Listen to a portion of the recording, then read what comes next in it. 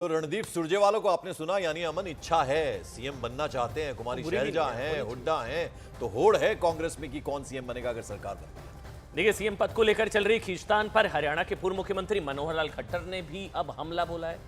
इस बीच ये भी खबर आ रही है कि मनोहर लाल खट्टर ने जो रणदीप सुरजेवाला, कुमारी शैलजा और तमाम नेताओं की तरफ से जो अरमान फूट रहे हैं सीएम पद को लेकर, क्या कुछ का एक बार कल बर्थडे विश भी किया था मनोहर लाल।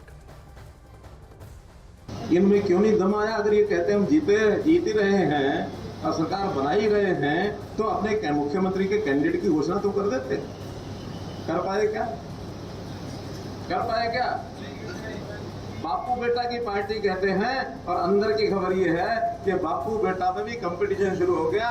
बापू कहता मैं मुख्यमंत्री बनूंगा, बेटा कहता मैं बनूंगा। ये तो उनकी हाईकमांड ने तय कर दिया कि कोई लोकसभा का मेंबर विधानसभा चुनाव नहीं लड़ेगा। वरना अगर वो लड़ते बेटे उनके, तो फिर एक बहन भी ऐसी थी, उसने कहा मैं भी चुनाव लड़ूंगी।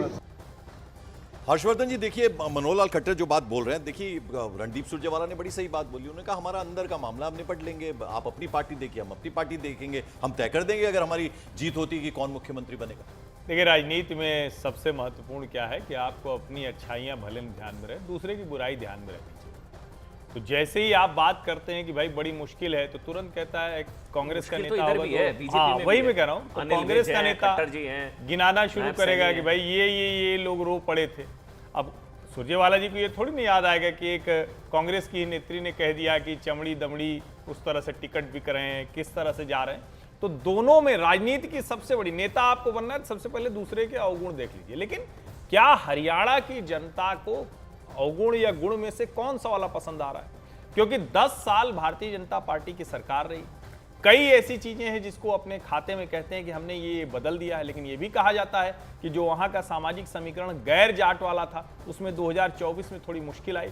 लेकिन पिछले कुछ समय में आप अगर देखें तो जो शैलजा जी इतने समय के बाद बोली, उसने कांग्रेस का नुकसान किया है। मायावती और चंद्रशेखर के होने से एक अलग तरह की मुश्किल में कांग्रेस फंसी है। तो जो ऊपर जाने की बात कर रहे थे, मुझे लगता है कि शायद थोड़ा नीचे आ रहा है। पहले से ऊपर के आस, वो तो 80-85, 90 में से 80-85 की बात। और ये चुनाव ईवीएम से ही हो रहा है, ये ईवीएम से चुनाव हो रहा है और उसी ईवीएम के भरोसे अब 80-85 की बात की जा रही है। नहीं, लोकतंत्र में तो भरोसा तो उसी पर करना पड़ेगा जहां जनता, चाहे बैलेट हो या ईवीएम हो, और उसी से सब परिणाम आए। 99 भी तो उसी से आया। ठीक है हर्षवर्धन जी, देखिए हमने जम्मू कश्मीर चुनाव की तो बात करी।